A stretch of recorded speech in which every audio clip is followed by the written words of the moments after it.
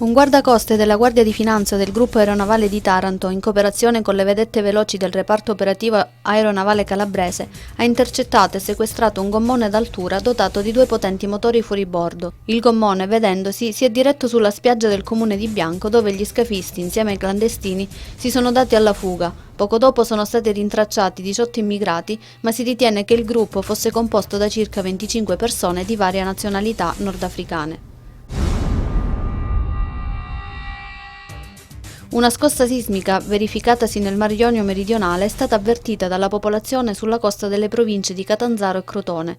Le località prossime all'epicentro sono i comuni di Isola Caporizzuto, Botricello e Sellia Marina, tra Crotone e Catanzaro. Dalle verifiche effettuate dalla Sala Situazione Italia del Dipartimento della Protezione Civile non risultano danni alle persone o alle cose. Secondo i rilievi effettuati dall'Istituto Nazionale di Geofisica e Vulcanologia, l'evento sismico ha avuto magnitudo 3.4. I bronzi di Riace non si toccano. La Calabria insorge alle parole del neoministro della Cultura Giancarlo Galan, che intervistato da alcuni quotidiani si lascia andare ad una considerazione sui 2 guerrieri, paventando l'intenzione di trasferirli altrove. I bronzi, dice Galan, sono stati trovati nei mari della Calabria, ma solo per questo devono rimanere in quella zona. Parole che hanno scatenato la reazione del sindaco della città dello Stretto Giuseppe Raffa e dello stesso governatore Scopelliti, che hanno detto a chiare lettere che i bronzi non si muoveranno da Reggio. Si è svolto stamattina a Cirò Marina, al centro polivalente Alichia, il convegno Il ruolo del difensore d'ufficio, manifestazione accreditata dall'Ordine degli Avvocati di Crotone e promossa da Giovanna Abruzzino e Raffaella Spanò.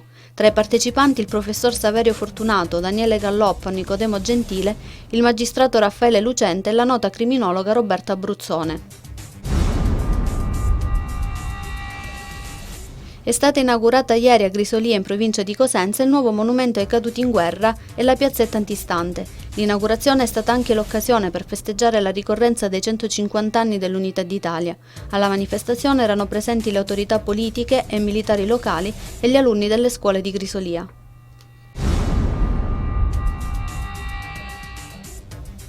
Sono stati illustrati nel corso di un apposito incontro con i produttori che partecipano all'edizione di quest'anno del Vinitaly di Verona gli stand dedicati alla Regione Calabria. Si tratta della più importante manifestazione nazionale dedicata al vino e una delle più importanti e prestigiose a livello internazionale. Giunta alla 45esima edizione che si svolgerà dal 7 all'11 aprile. È stata presentata un'apposita brochure illustrativa e le attività di promozione dei vini calabresi, tra cui un documentario ed una serie di focus dedicati ai singoli produttori.